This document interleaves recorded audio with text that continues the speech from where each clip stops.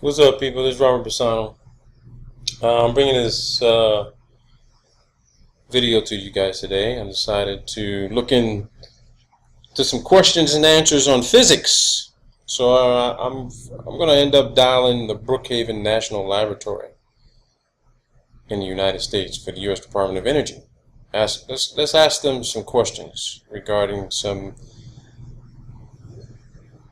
answers we need on dark matter, antimatter, particle acceleration. Let's see what they have to say. Okay, let's see what's going on here. So as you guys can see, here are all the numbers for the general labs. Let's see who answers the phone. Erica Lamar. I'm sorry, who am I speaking with?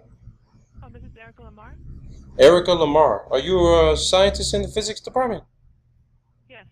How you doing? My name is Robert Bassano. I'm a graduate student studying applied physics. Oh, hi, how are you? I'm good, Erica. Now, what's your position with Brookhaven? I'm actually administrative assistant. Oh, so Actually, I'm covering for Tracy, which is her number right now, the one that you just called. you're covering for who? I'm covering for Tracy Trent. Tracy Trent. And what? She's the head of the physics department? She's just the assistant of the department chair. She's the assistant of the department chair. Who's the department chair? It's Lawrence Littenberg. Lawrence Litterberg. For nuclear and particle physics? Well, I believe so, yes. Okay. Erica, okay. I was wondering if you can answer a few questions for me that I have with regard to, and it's just, I've read some of the open source information, with Brookhaven on your studies in dark matter, antimatter, particle acceleration. Unfortunately, there's no listed information for CERN in Switzerland. So, being a U.S. citizen, I figured I'd decide to call Brookhaven since you guys are leading up the program in the United States. On dark matter, I wanted to confirm because I was reading some data on, they also name it dark fluid. Oh, okay. Would that be correct? I have no idea, but the right person to talk about it is he's actually out for today. But I could give you the department chair's number if that's okay. Would the department chair be able to answer the question? Yes, I could give you his number. His number is let's see, it's 631. 344. 344. 2700. 2700. And the department's chair. Actually, I'm sorry. Actually, hold on for a second. I think I gave you the wrong number. This is like two numbers here. Let me see. Okay.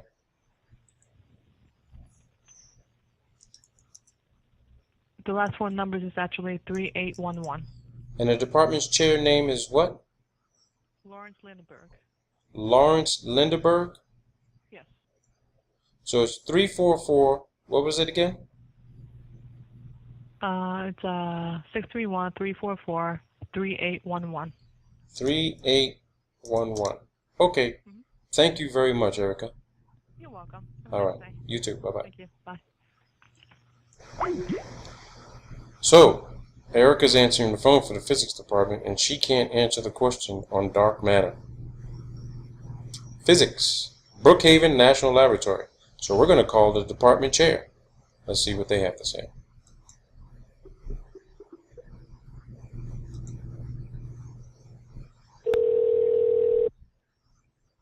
Hello? Yes. Lawrence? Yeah. You're the department chair for the physics department, nuclear and particle physics for Brookhaven? At the moment, yeah. Okay, sir. My name is Robert Bassano. I'm a graduate student studying applied physics. I'm actually also working on a graduate certificate in artificial intelligence. So, Yeah. I spoke with Erica Lamar, who answered the phone for the physics department, and it was specific to a paper that I'm working on with regard to dark matter, also known as dark fluid. And I've read some Never of. heard that term. I'm sorry. I never heard the term dark fluid. Yeah, I hadn't heard the term before either, but when I was conducting some of the research, there was one particular paper that addressed it as dark matter, aka dark fluid. It was, I don't recall the university off the top of my head, but All right, go ahead. I was trying to call CERN, but they have no listed information to speak to anyone regarding the subject. But being a U.S. citizen and student, I figured I'd call the top laboratory in the United States. So, well, you know, I would say we're not the top laboratory in the United States for that kind of study. okay, All right. In fact, we're probably near the bottom. really? Yeah. I mean, it's not. It's a small enterprise here. You know, we do many other things. Okay, The labs that do this the most, well, Berkeley, LBL, Fermilab does a lot of it. okay, Argon, Black, they do much more than us. okay, Okay, so and in fact, we have no one working on dark matter except in the sense that a couple of our theorists. Well, there's a few things I have to say. People do look for dark matter at colliders, and we have a group working on the LHC, and of course, you know, they look for that among 1,000 other things. okay, And some of the theorists have touched on this, but we don't have any experiments that are really cosmological experiments the way other labs do. okay. They have dedicated experiments to look for direct interactions of dark matter, and So do you think the Fermilab would be the best reference? would be fine. And I'm trying to think. Is there someone at the Fermilab you could recommend? Well, yeah, Fermilab. Who works on that at Fermilab? I would have to look it up. None of my friends work on that. But in Berkeley, for example, Natalie Rowe, who's the division director, she's an expert on cosmological stuff. Although maybe Also, University of Berkeley? the Lawrence Berkeley National Laboratory. The Lawrence Berkeley National Laboratory. Let me see. It could be called LBL. I'm trying to think of who does dark matter. I mean, I don't know. I guess I didn't let you finish on what you're trying to find out. Well, I've been entertaining. Much of the research has taken me into considering helium-4, superfluid helium-4, combining that with what a company in UK has developed called Vanta Black that absorbs 99.96% of all visible light. Yeah, I've heard of that. Yeah, so what I'm looking into is the possibility that, because this is a carbon nanotube type of structure, solid structure, I've been looking into the possibility that maybe this could also be developed in liquid form. And if you combine superfluid helium-4 with liquefied carbon nanotube Vanta Black, could this be? Because no one's clearly defined what dark matter really is. I can assure you that's not dark matter. Well, no, I'm not trying to insinuate that this is dark matter, but you bring a point. There's no science. Dark. It doesn't make it dark matter. No, What they mean is it doesn't emit light. Yeah, exactly. It doesn't have any interactions that we can identify except gravity. Okay, so that's why they call it dark matter. Okay, but how are they actually? The papers that I've been reading, the peer-reviewed and scholarly reviewed work that I've been reading, there's no clear definition of what dark matter is or is not.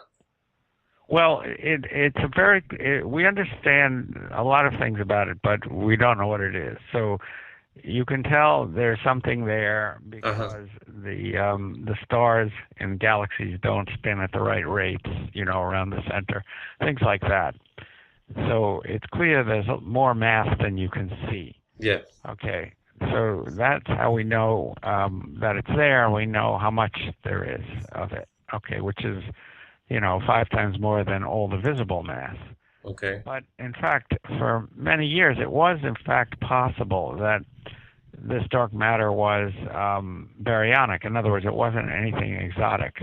Just maybe, you could imagine big clumps of matter floating somewhere in the universe, not emitting anything, and having been missed by various probes over the years, and that got eliminated.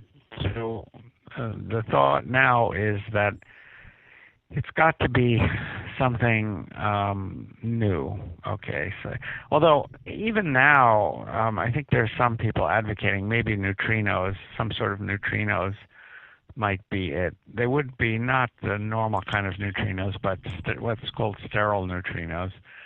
There's also theories of what they call axions, which would be very, sort of almost massless particles, but so many of them that they could add up to this. And so, there's a lot of theories, but, we like axions don't have to exist. They're just a theoretical thing. Wait. You said axions, they're theoretical, but they don't necessarily... In other words, they were proposed by people to explain certain things. Okay, so they would be an explanation of certain other problems we have, and maybe they could be adopted to serve as the dark matter. But no one's ever seen any.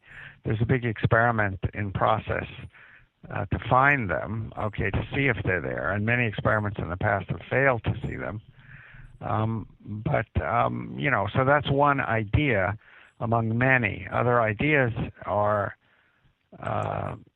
some kind of particles that come out of a theory called supersymmetry. Yeah, and then I've read... Yeah, it is very... I've read Dr. Gates's work. Popular theory, but there's less... It seems more and more far-fetched. People haven't been able to see any of the other particles predicted by supersymmetry, and so it's not that you can... It's a very rich theory. You can't falsify it, at least not very easily, because you just keep pushing the mass scale up. But it was proposed to solve a certain problem. Okay. And it's being pushed to a point where it can't really solve that problem. And so... And that's why it remains theoretical. Yeah. So here's it, and this is interesting what you're telling me, because if all of the papers that I've read, a dozen or so, peer-reviewed and scholarly from several different laboratories around the world, no one really knows what dark matter is. They know that there's something there, and the common denominator is it's invisible, but no one... I guess what I'm getting at is, if they know there's some sort of dark matter there, I'm tending to believe and understand that there's something there.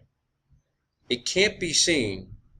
The term dark matter has been used to codify and classify whatever it is that is there, that can't be defined. However, when someone... Now we can't. Yeah, but when I'm alluding to the option that superfluid helium at absolute 0 degrees Kelvin with 0 viscosity could possibly be it. No. There are other colleagues that I have and other scientists that I spoke to at NASA where they actually are now... I mean, literally, one of the scientists I spoke to, who's part of was part of a very large program where they're looking into this, the first issue he brought up was, okay, what kind of densities are we talking about here? And density was really a moot issue because at 0 degrees Kelvin, superfluid helium is zero viscosity. So you might be able to, what we're defining as being to look out into space and see that there's some sort of warping, but we can see through it. But we don't know what is actually there that's creating that sort of... The thing is, the hydrogen would be excited if it was at zero, which it can't be, but if it was near zero, it would be excited by photons streaming through. Yeah, and I agree with you. I agree with you on that. And it would re-emit. There's a lot of hydrogen in the universe. There's hydrogen clouds. People see them all the time. Yes, exactly. And they also know, because of very complicated theories that bear on how elements were created, and in the present theory of the universe, sort of universe's evolution, we know about how much hydrogen there has to be. Okay. Within dark matter, why? Do you theorize that dark matter actually exists? Hydrogen can exist in the same space as dark matter? Or could it be void of hydrogen? So, in other words, everything can exist. Everything we know of can exist in space of dark matter, going through us all the time.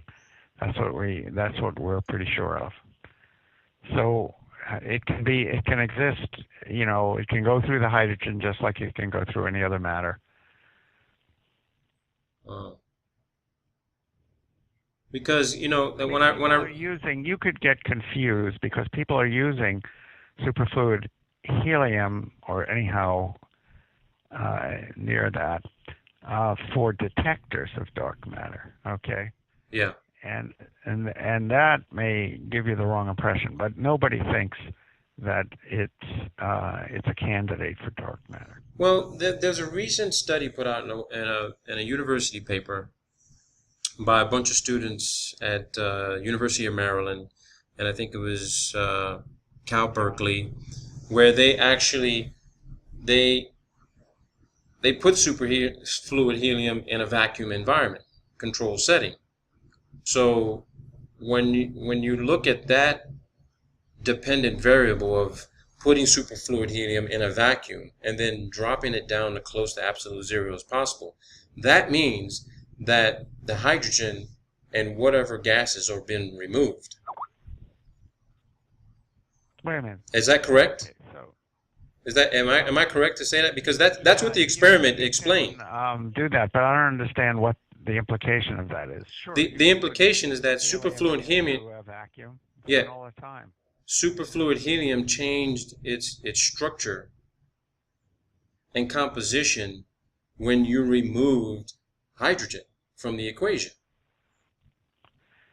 It has several phases, okay, and it can go from one to the other under various conditions. But I don't understand what bearing this has on dark matter. Well, what bearing this has is that dark matter. Yeah, and that's what my paper is based on, is the fact that I factored in the science that's already agreed upon, that the universe, there's hydrogen everywhere that is being excited, but when you bring superfluid helium down to close to absolute 0 degrees Kelvin, we can't do it on Earth, of course, but you get it down as close enough as possible, and you put it in a vacuum environment. Let me tell you this: the theory, the whole structure of the cosmological theory, from which we, extract the fact that there's 20% of the energy of the universe is in dark matter.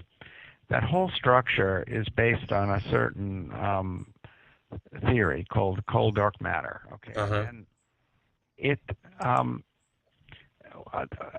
has a number of implications, and one of them is how much helium there should be in the universe.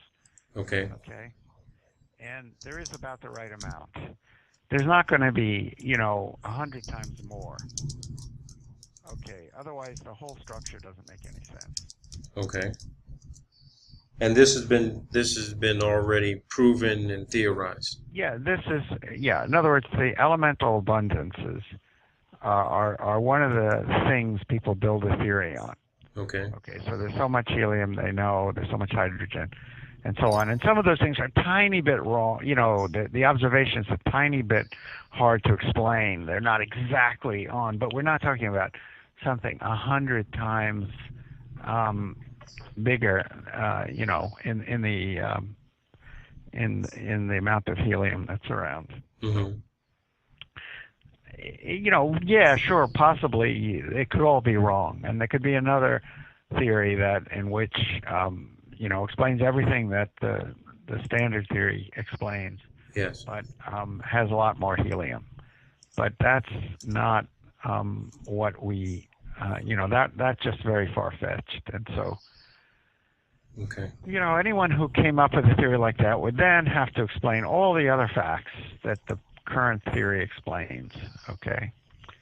I mean, that's the kind of thing that drives us toward the idea that whatever dark matter is, it's not in our current bestiary of particles. Okay, it's got to be something we've never seen. Yeah, because there's been studies out, for example, over in the UK, where researchers in Switzerland and UK mapped dark matter in clusters, and they discovered that the dark matter might be, you know, just not behaving as the way they expected. They think it may not be particles at all. It may be some sort of fluid. And it's actually from one of the universities that I'm considering pursuing a PhD at the École Polytechnique Fédérale de Lausanne, EPFL, in Switzerland. They're the ones who came up with that idea that it could be fluid. You might consider the axion field as a sort of fluid. I don't know what else they're thinking, but whatever it is, it could be a fluid, I suppose. But it's yeah, I mean, I suppose it could be. Yeah, I think it may be a combination of things, but and that's why I'm focused on superfluid helium. There's some number of dark matter, you know, particles. If these particles are what we think from supersymmetry, there might be 1 per cubic centimeter around here. Mm-hmm. You know? So it would be a very, very thin fluid, indeed. But you know, and certainly if it's really made up of very, very low mass things, it could be more and more like a fluid. If it's made up of 100 GeV particles, the way people, you know, probably still the more popular idea, then it's not much like a fluid. But you know, there's many, many theories. Yeah, because I mean, there was something interesting that I conducted a comparison on just the other day. I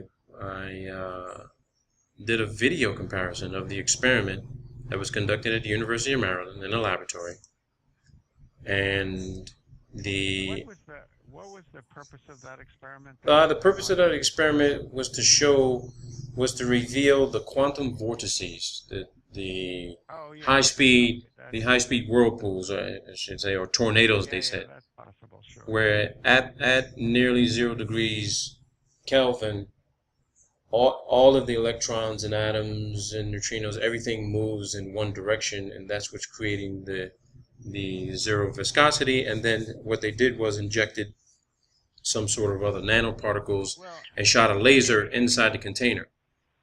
As I said before, the interest in, say, low temperature helium for this is really as a detection medium. So, for example, people have ideas of using it as what they call a bolometer, where they look, you know, you get things as close to possible to absolute zero, and then you look for something got hit, and therefore there's a little bit of energy in the system. Exactly. If you have a super duper, you know, thermometer, sort of, you can tell, and you can use that, you know, to look for dark matter interactions.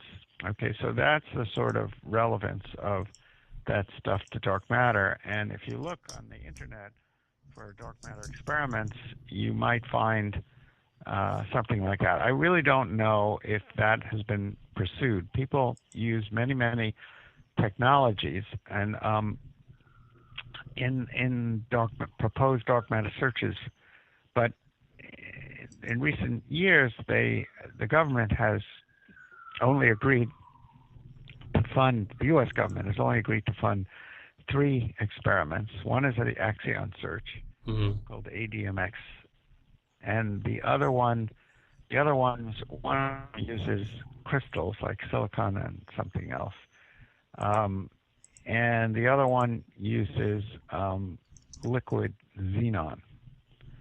Okay, and so that's a similar idea. The only thing is that xenon, I'm not sure, helium probably does it too, but xenon, if there's an interaction, it emits light, and so you can see the light, and it also ionizes things, and so you can detect the ions by their charge.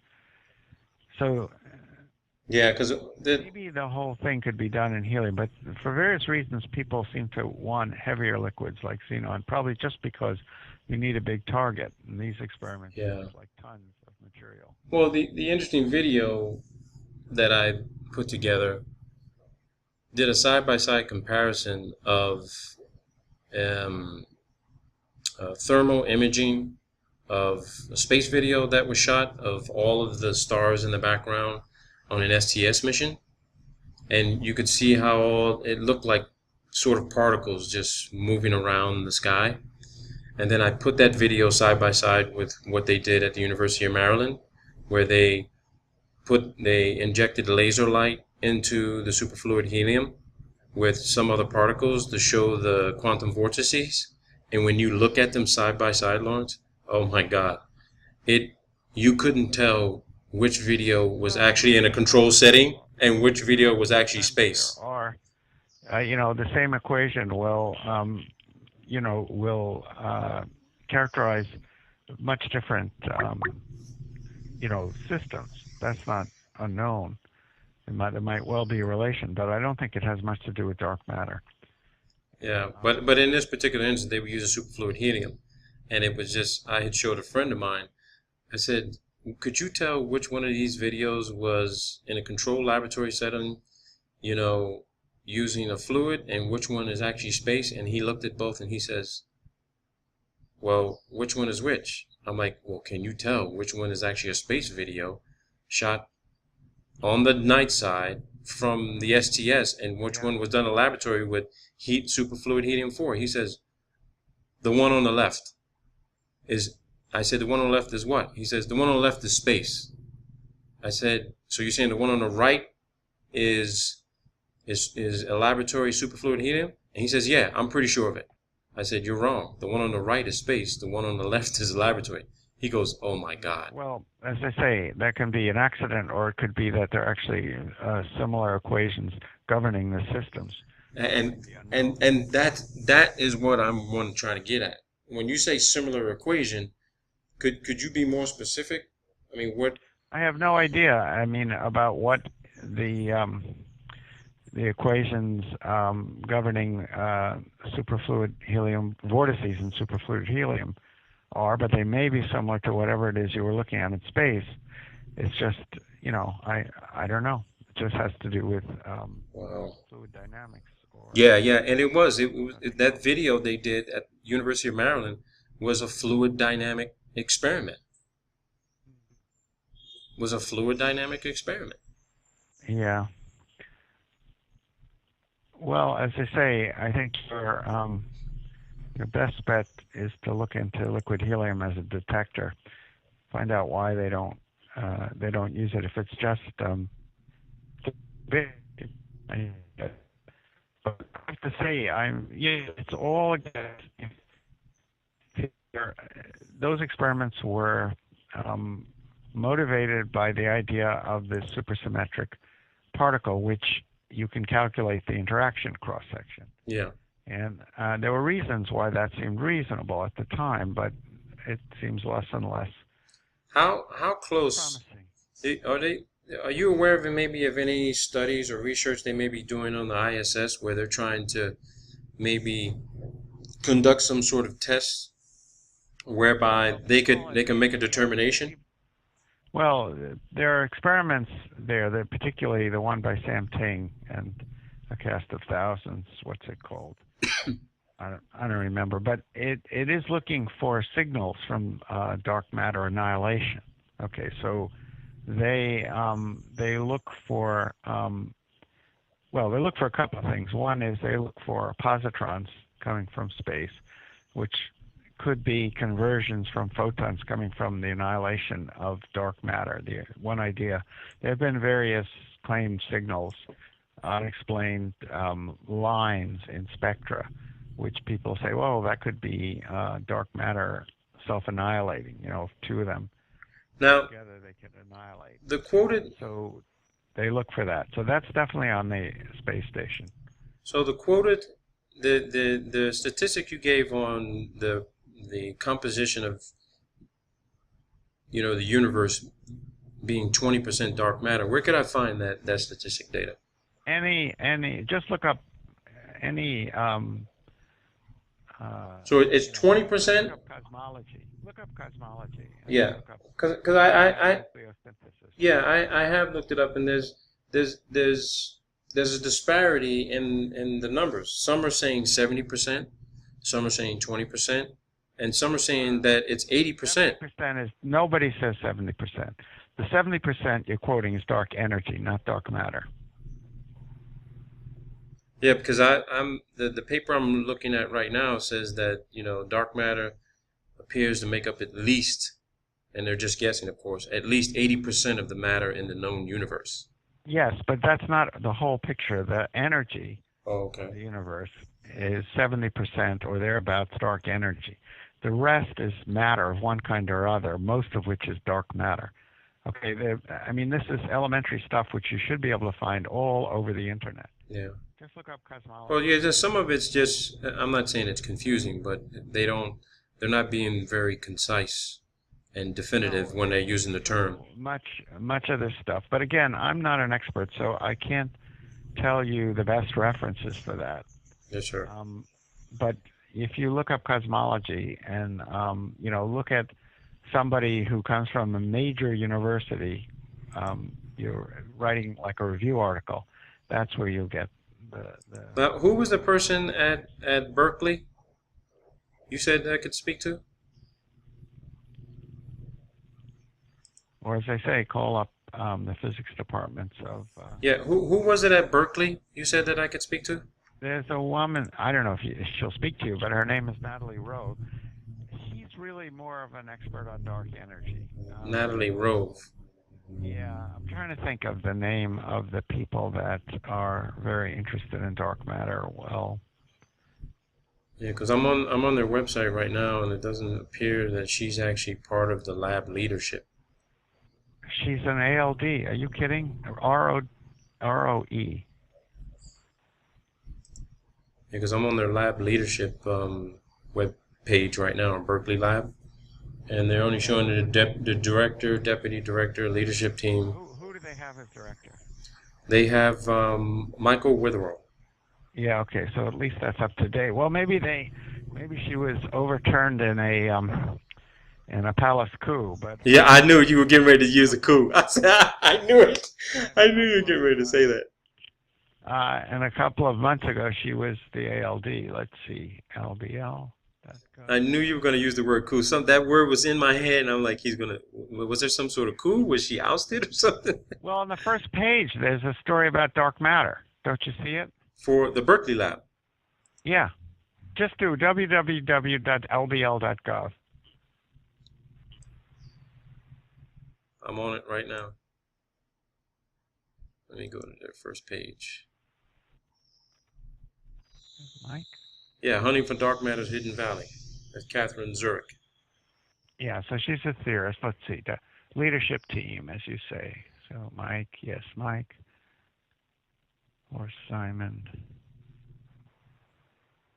Have they been able to measure dark energy? Yeah.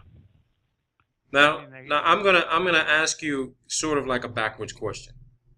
Now, based on the conversation you and I are having, we agreed that dark matter can't be clearly defined. They don't know what it is. They're trying to detect signals to see where it is and where it may exist. But they've been able, so when I ask, have they been able to measure dark energy? How could you measure dark energy when you don't know what is actually creating the energy if it's supposed to be dark matter? It's by implication. They don't directly measure it. They see it by they see it by the fact that the universe seems to be expanding faster than the original prediction. The expansion of the universe seems to have started to accelerate about 1 billion years ago, and it's accelerating. And so, yeah, I read a paper by Hubble, and he says that the universe is speeding away from us at 90 million miles a second. Yeah, I know, but that's way out of date. In other words, so what are the new numbers? It's not that there's new numbers; it's new ideas. Okay. He had a sort of constant, whereas a constant speed, whereas it's actually accelerating. That speed is getting faster and faster. If you look on the org chart of on that web page, you'll see leadership organization. Diamonds, yeah, N.A. Rowe. That's her. Okay, org chart. Yeah, but as I say, I'm not sure she's the right person to talk to. You might call her office and ask who works on dark matter. Okay. Oh, wait a minute. What'd you say? Look under. See, there's an org chart. Yeah, I'm looking at the org chart. Look under physical sciences, right? Yeah, look on physical sciences at the bottom. N.A.O. Rowe. That's her? That's her? Yeah, that's her. Okay. Yeah.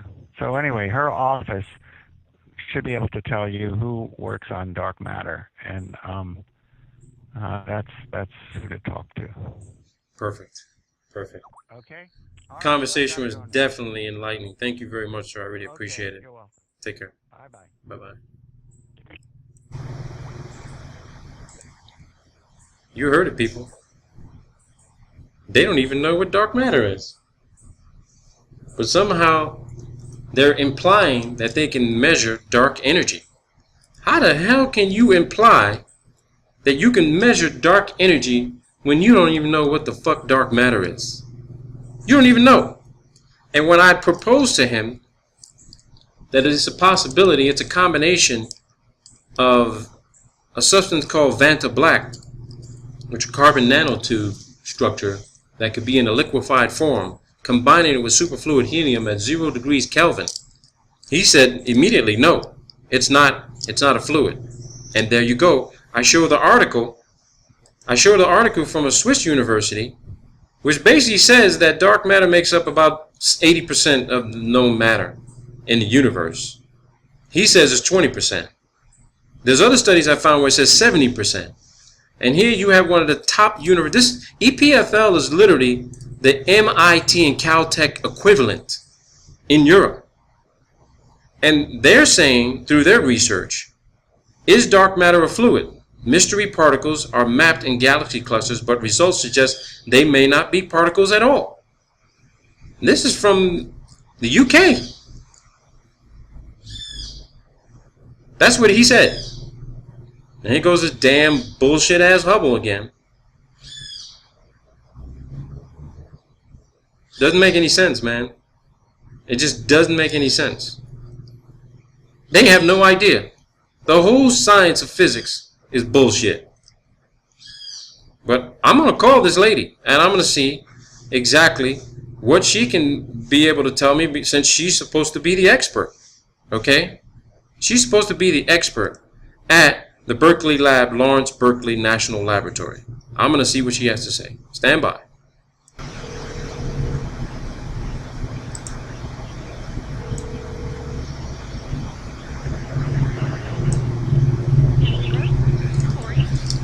Yes, Natalie Rowe, or should I say Dr. Rowe? She is actually on vacation until Monday. Can I help you with something? She's on vacation. Is there somebody else within the department I could speak to on dark matter?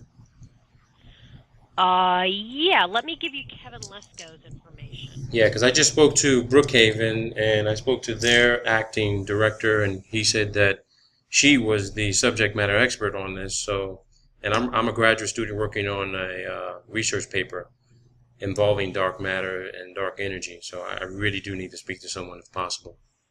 Okay, hold on 1 second, please. Okay, Kevin Lesko can be found at 510. Wait, hold on. 510. Hang on. That's his full, what, 510, go ahead. 486 486 7731.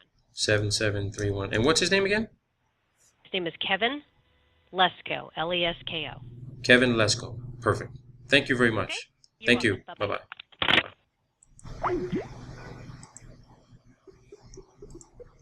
So let's call Kevin Lesko.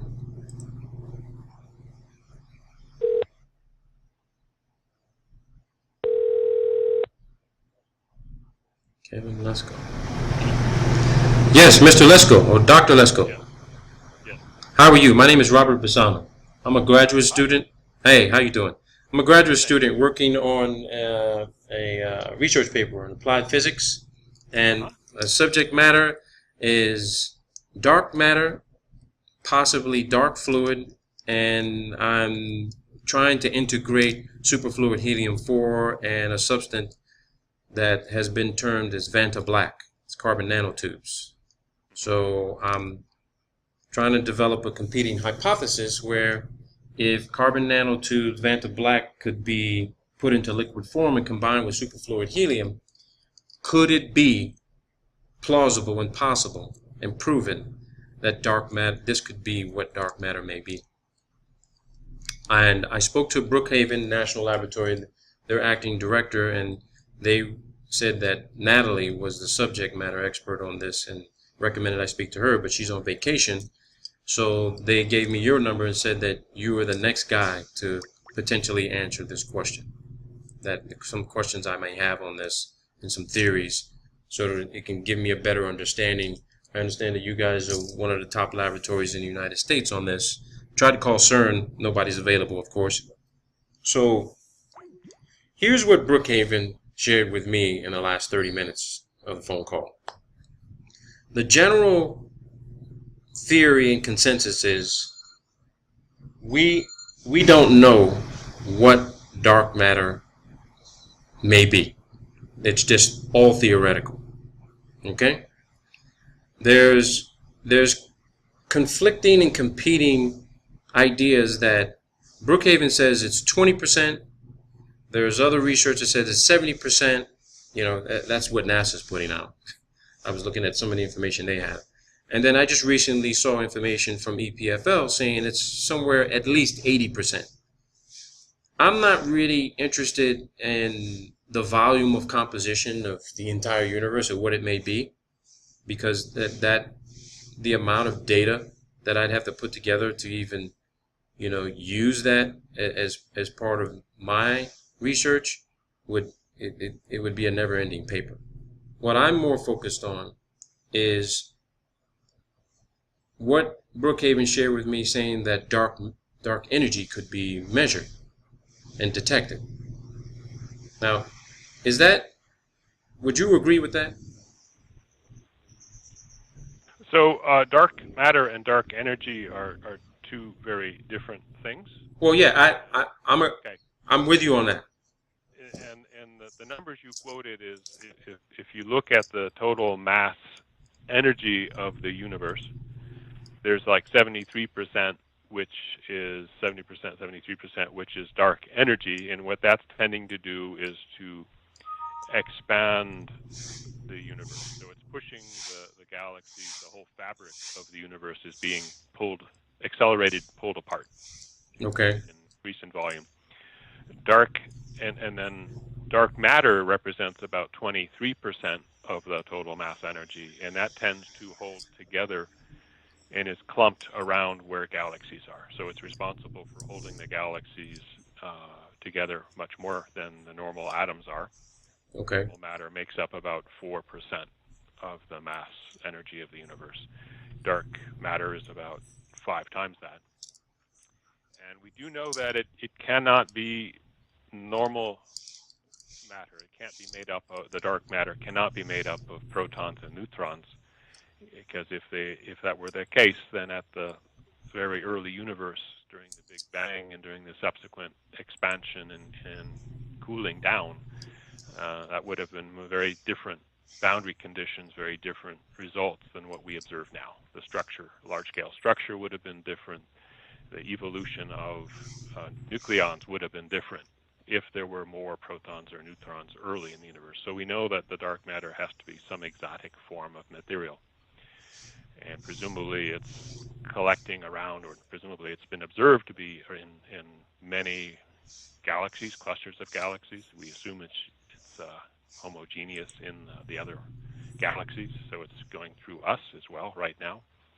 But it is not a normal material, because if it were normal material, we would have observed it. So we've got experiments that are looking for the presence of the dark matter that would be in our own galaxy now, and we haven't observed it yet. So it's not going to be made up of the material that we know well. It's not going to be made up of materials made of protons and neutrons, but it's something different. Well, those are two different. Are you familiar with what helium-4 at absolute 0 degrees Kelvin or close to it is actually doing on the atomic level?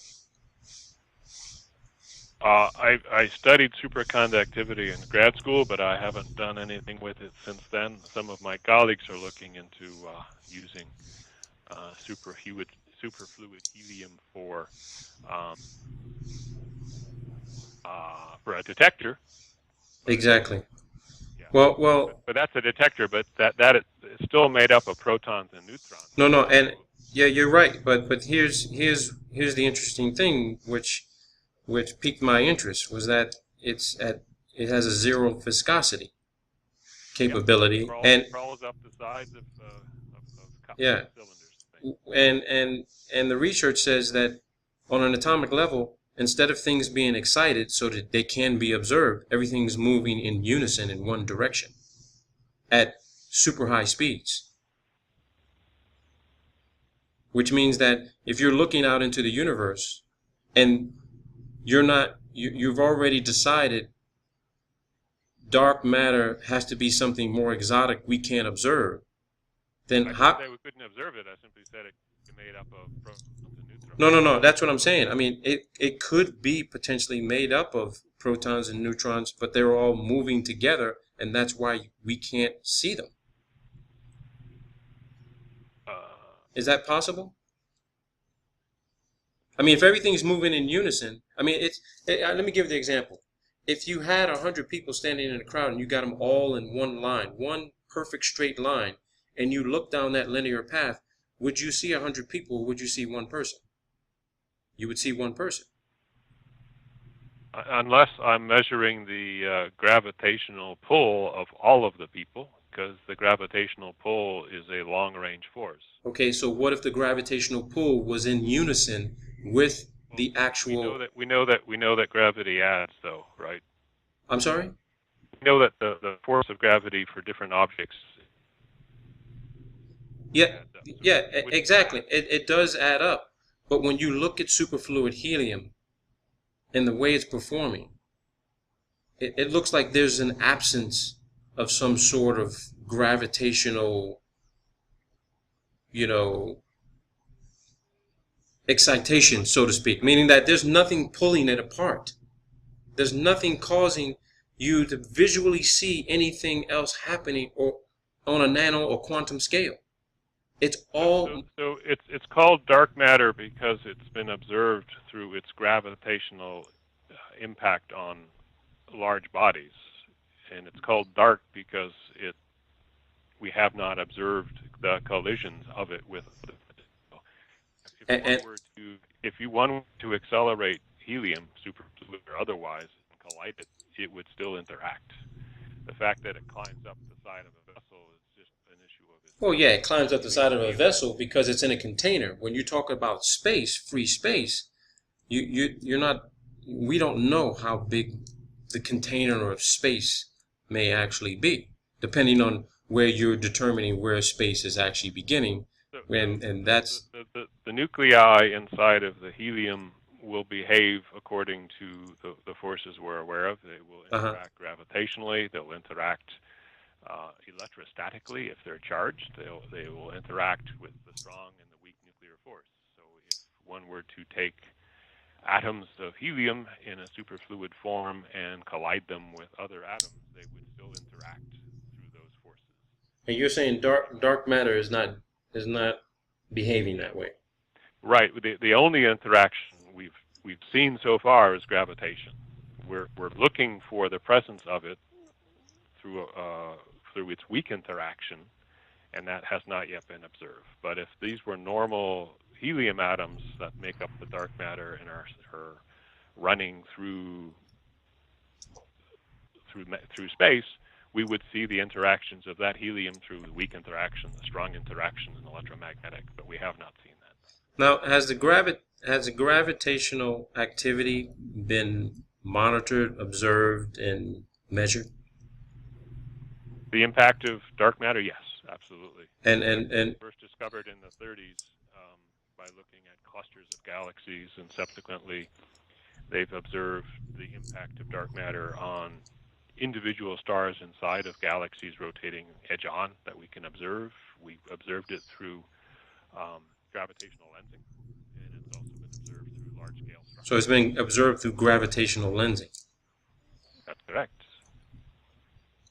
Now this is what the assumption that the light being observed is actually traveling through free space. Is that correct? Well, when we talk about gravitational lensing, go ahead.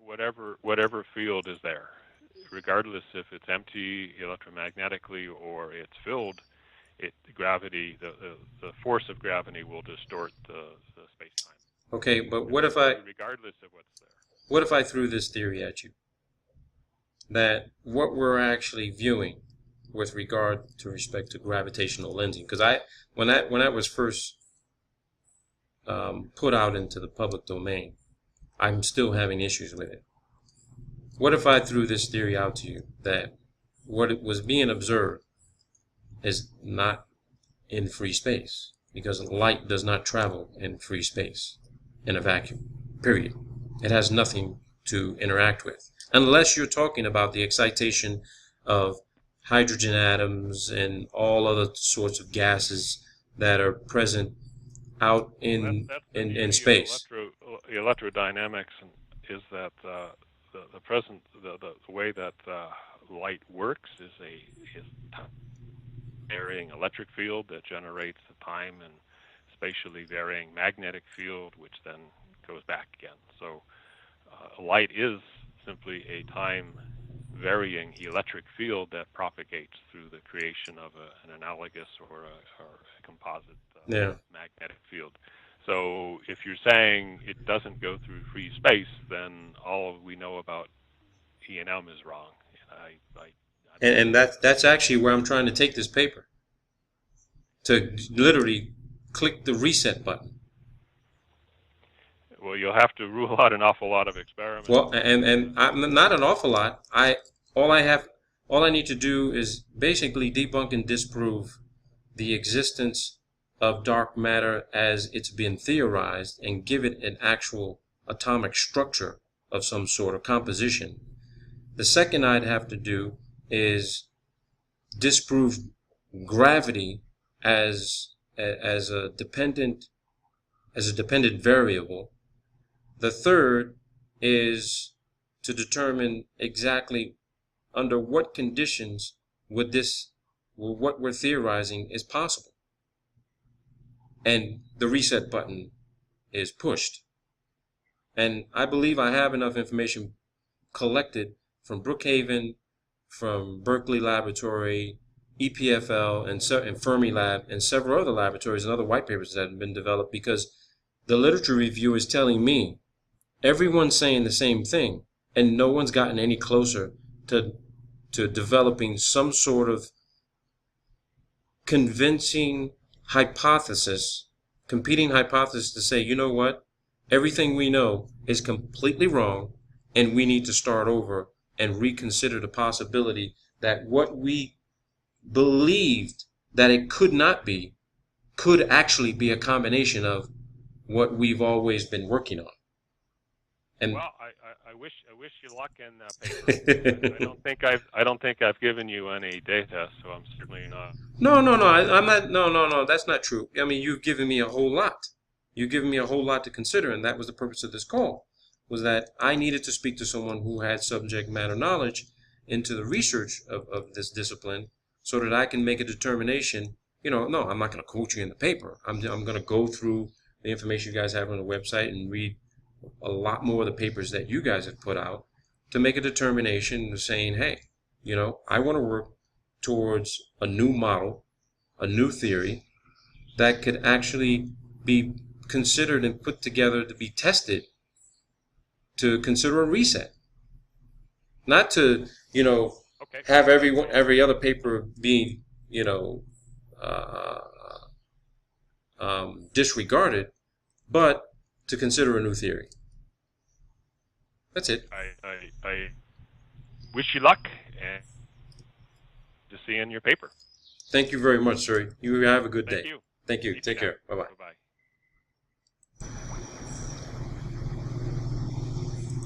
You heard it, people.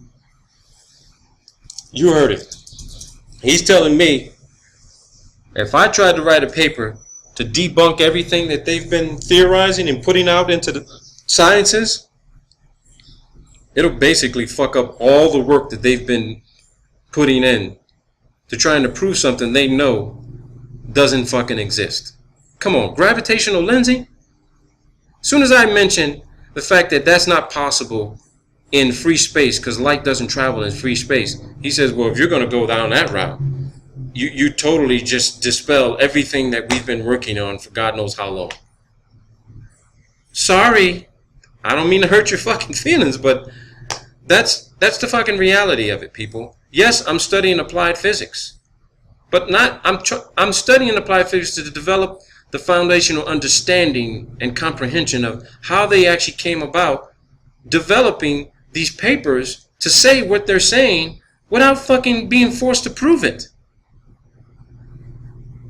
I'm moving towards a goal to prove this shit is either bullshit or I've got a new theory. And he doesn't even want to consider the fact that superfluid helium at 0 degrees Kelvin could be the fucking answer if it was combined with carbon nanotube Vanta Black in liquid form and excited to and develop some sort of electrodynamic or thermal equilibrium type of environment. And that's what space could be. 2 of the top laboratories in the United States still don't fucking know. I don't know, people. I'm going to need help on this one with somebody who's interested in this. Like I said, people, it's not what you know, it's what you can prove.